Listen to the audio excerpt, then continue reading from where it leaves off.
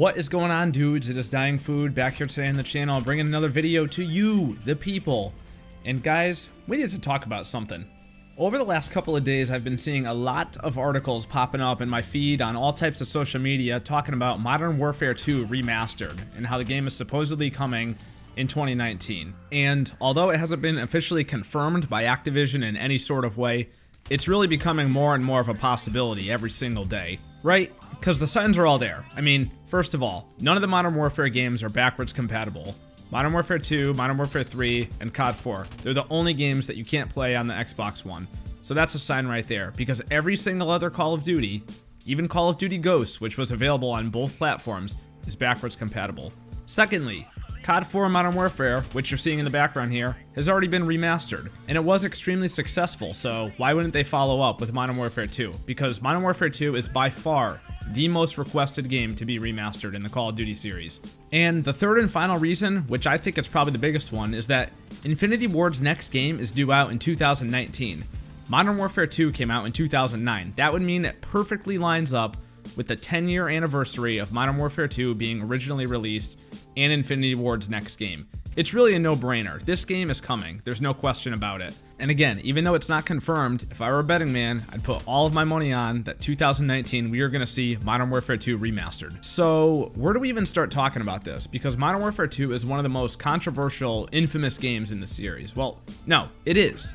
Without question, it is the most controversial, infamous game in Call of Duty history. And I thought today we would sit back, watch some MWR, and talk about 5 things that the developers would need to take very seriously in order to make this game a success. These are just my thoughts and are based off of nothing but logic, reason, and the current state of video games and where things are going. And guys, if you would be super pumped to see MW2R, help a brother out and leave a like on this video, and tell me in the comments below, what was your favorite thing about Modern Warfare 2? And without further ado, let's get into it. First off on my list, this would have to be the only Call of Duty release for the year 2019. Period.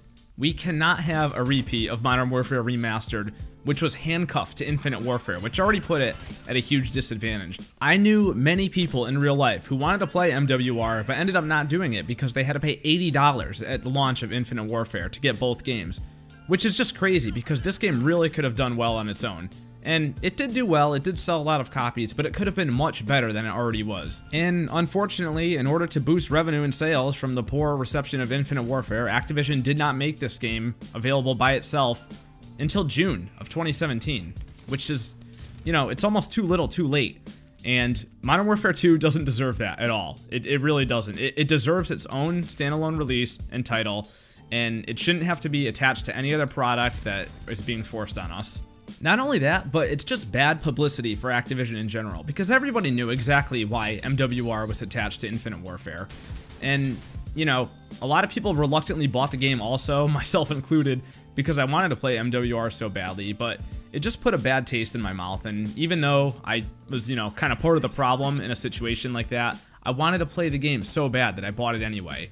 But that's just me and a lot of the other hardcore fans. And like I said, I know a lot of people that missed out on this game because they did not want to support Infinite Warfare, and I'm sure you guys do too. So without a doubt, that would be the first thing on my list. And not only those reasons, but just think, it's Modern Warfare 2 Remastered. This game could easily generate enough hype to support itself and be a standalone title. And quite honestly, Call of Duty really needs that right now, with all the hype surrounding games like PUBG and Fortnite. And with those games and a bunch of others currently stealing the limelight, they should even start marketing sooner than they normally would, because a lot of times Call of Duty comes out in April. Maybe we should even be hearing about MW2R next February. Basically, the sooner with something like this, the better. Number 2 on my list. I want to see this game updated for the way that modern video games are designed, right? If we just take off the nostalgia glasses for 1 minute and realize all the insane, overpowered, broken stuff that was in MW2, there's no argument that if this game is coming out as a remaster, things are going to have to change. And the first thing that would have to change, and it's going to be the most controversial, is that Activision will put supply drops in the game. There's no question about it. A lot of people didn't like that they put it in COD 4 Remastered, but that's just the way that video games are now. But that doesn't mean that the system can't be fair. Modern Warfare Remastered had a very fair microtransaction system, where you could craft the specific items that you want individually instead of having to rely on RNG loot boxes to get them. It's unfortunate. I know a lot of people don't want it, but the reality of it is that it's going to be there. So we just have to be ready for it, and hopefully it's a fair system. But moving on to what I really mean by that the game has to be updated for a modern game standard is that the one-man army's got to be fixed, right? Because it may seem like all fun and games and that you could go crazy and get your nukes and stuff, but people are going to get sick of it really fast, and it's going to die out pretty quickly. The game needs to be maintained and updated for a current game standard so that people can play it and that it actually has longevity. Not only that, but since Call of Duty is so involved in esports now, it would have to be changed around to be esport friendly, which again is a controversial thing that Activision does, but unfortunately it's just been part of their design for a couple of years now. But hold on, don't freak out yet, because that doesn't mean we can't have the same fun experience that we all had 10 years ago, because here's my next idea. An OG Ground War playlist, right? So think about it like this. We have all the standard playlists like TDM, Dom, add in Demolition, add in Hardpoint, add in, you know, the new game modes like Kill Confirmed and all that stuff, and have the weapons rebalanced and one-man army fixed for those playlists only, right? So if you want to play just normal, remastered Modern Warfare 2 that's not too crazy, you can go and play those. And that's where all the competitive and the ranked play and all that other stuff would occur. But then, if you're feeling like killing dudes and going crazy using your explosives and your one-man army noob tube and all the other stuff that was broken, and you want to have all the weapons in their previous unbalanced, glorious state that we all remember them in, you go into OG Ground War, where you play TDM, Dom, and whatever else they decide to throw in there. Boom. You do something like that, you have your cake and eat it too, everybody wins. I think everybody would be happy with that. And then, even better, not only would everybody be satisfied, but we would get to experience what Modern Warfare 2 would have been like if the game were supported and patches were actually deployed before all the drama started happening with Activision and Infinity Ward. It would almost be like going back in time and saying, what if? I think the real hardcore Call of Duty fans would be thrilled with this idea. This is an idea that I haven't really heard anybody else discuss, so let me know what you guys think about that one. Next on the list, it would have to be either free to play or very low cost, and I think this is one of the areas that MWR got totally wrong on both fronts, right? Because when it was bundled with Infinite Warfare, it was $80. When it got released on its own, it was $40. And I really just think that that was too much, because a lot of the friends that I had that were waiting for the game to be released on its own didn't end up buying it because they thought that $40 was too much. And I kind of agree with them, because this is a game that came out 10 years ago. This is a game that most of us already own, and it's being made for nostalgia purposes. I don't think that charging $40 is appropriate for it. I would say $15 to $20 is probably fair, but free to play by then could be a better model. You know, having seen the massive success of free to play games like Fortnite, publishers are taking notice of this, and they have to adapt and compete.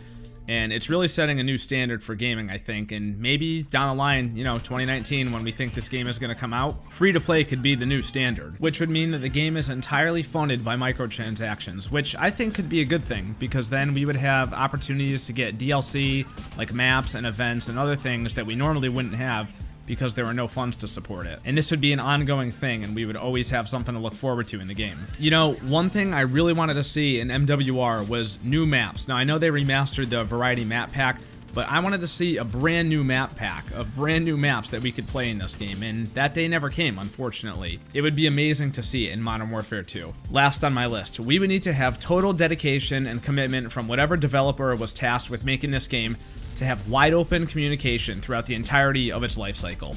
You know, I really gotta say, I'm disappointed with how Raven Software handled MWR, and it's even more disappointing because at first they were great. I mean, they dealt with some really minuscule stuff. I remember when the headshot icon was changed and people freaked out, and they actually went and changed it back and put out a statement about it. So at first their communication was wide open, but as time went on with this game's life cycle, it really started to fade away, and it was really disappointing. If you're in charge of remastering a game as big as Modern Warfare 2, then something like that cannot happen. It has to be total dedication and focus on this game and its community, from start to finish, period. Open communication builds trust and rapport between developers, publishers, and the player base. And with all the competition and heat that's been coming along, Activision will really need that. But yeah, guys, that's it. Those are my top 5 must-haves for Modern Warfare 2 Remastered. And now, per usual, I want to know from you. Do you agree or disagree? Or what did I forget? Let me know down in the comments below. Guys, you are seriously awesome. Thank you so much for all the support. If you like this video, please leave a thumbs up on it, as it really helps me out. And don't forget to subscribe to this channel for more astonishing, mind-blowing gameplay commentary. And I will see you guys in the next one.